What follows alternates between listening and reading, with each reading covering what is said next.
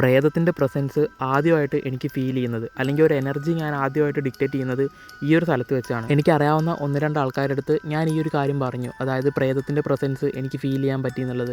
അന്നേരം അവരൊക്കെ എൻ്റെ അടുത്ത് പറഞ്ഞൊരു സംഭവമാണ്, നീ ഇങ്ങോട്ട് ഒറ്റയ്ക്ക് അധികം പോകണ്ട, കാരണം ഈ ഒരു കാടിൻ്റെ അപ്പുറത്ത് ഒരു പള്ളിയുടെ സെമിത്തേരി ഉണ്ട്. ചിലപ്പോൾ അതുകൊണ്ടായിരിക്കാം ഈ ഒരു കാട്ടിൽ ഇതുപോലത്തെ പാരാനോർമൽ ആക്ടിവിറ്റികളൊക്കെ നടക്കുന്നത് എന്നുള്ളത്. ആ ഒരു സംഭവത്തിന് ശേഷം ഞാൻ ഏറ്റവും കൂടുതൽ സമയം സ്പെൻഡ് ചെയ്യുന്നത് ഈ ഒരു സ്ഥലത്താണ്. കാരണം ഇവിടെ എനിക്ക് അതുപോലത്തെ എനർജി പലപ്പോഴും ഫീൽ ചെയ്യാറുണ്ട്. ഇന്നാണ് അതിൻ്റെ പിന്നിലെ റീസൺ എന്താണെന്നുള്ളത് ഞാൻ കണ്ടുപിടിച്ചത്. അത് ഞാൻ നിങ്ങൾക്ക് പറഞ്ഞുതരാം. ചിലപ്പോൾ നിങ്ങൾക്കും ഇതുപോലെ അനുഭവിക്കാൻ പറ്റിയിട്ടുണ്ടായിരിക്കാം.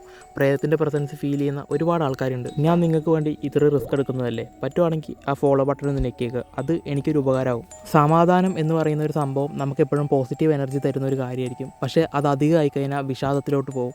അതേ ഒരു സംഭവമാണ് ഇവിടെ നമുക്ക് ഫീൽ ചെയ്യുന്നത്. ഈ ഒരു സ്ഥലത്ത് നമ്മൾ വന്ന് നിൽക്കുന്ന സമയത്ത് നമുക്ക് ഭയങ്കര സൈലൻസ് ആയിരിക്കും ഫീൽ ചെയ്യുക. ഒരൊറ്റപ്പെട്ട ഫീലായിരിക്കും നമുക്ക് എപ്പോഴും വരിക. അതുവഴി നമ്മുടെ മനസ്സിൽ ഓൾറെഡി ഉള്ള ഫോബിയാസ്, അതേപോലെ തന്നെ ആൻസൈറ്റി പ്രോബ്ലംസ്, ഇതെല്ലാം ഈ ഒരു സ്ഥലത്ത് വന്നു കഴിഞ്ഞാൽ നമുക്ക് കൂടുന്നതായിട്ട് അനുഭവിക്കാൻ പറ്റും. സെമിത്തേരിയിൽ പോകുമ്പോഴും നമുക്ക് അത് തന്നെയാണ് അനുഭവിക്കാൻ പറ്റുന്നത്. നമ്മളെ പേടിപ്പിക്കുന്ന രീതിയിലുള്ളൊരു സൈലൻസ് ആയിരിക്കും അവിടെ സംഭവിക്കുന്നത്. ഇതേ പ്രോസസ്സിങ് തന്നെയാണ് അവിടെ നടക്കുന്നത്. അല്ലാതെ ഇതൊന്നും പ്രേതത്തിൻ്റെ കളികളല്ല. ഒരു റിയൽ ലൈഫ് ഇൻസിഡൻറ്റിനെ ബേസ് ചെയ്തിട്ടുള്ള ഒരു വീഡിയോ എൻ്റെ യൂട്യൂബ് ചാനലിൽ ഞാൻ അപ്ലോഡ് ചെയ്തിട്ടുണ്ട്. എൻ്റെ ഇൻസ്റ്റാഗ്രാമിലെ യൂസർ നെയിം അതേപോലെ സെർച്ച് ചെയ്താൽ നിങ്ങൾക്ക് ആ ഒരു ചാനൽ കിട്ടുന്നതായിരിക്കും. അതിനകത്ത് വീഡിയോ ഉണ്ടായിരിക്കും, നിങ്ങൾക്ക് പോയി കാണാവുന്നതാണ്.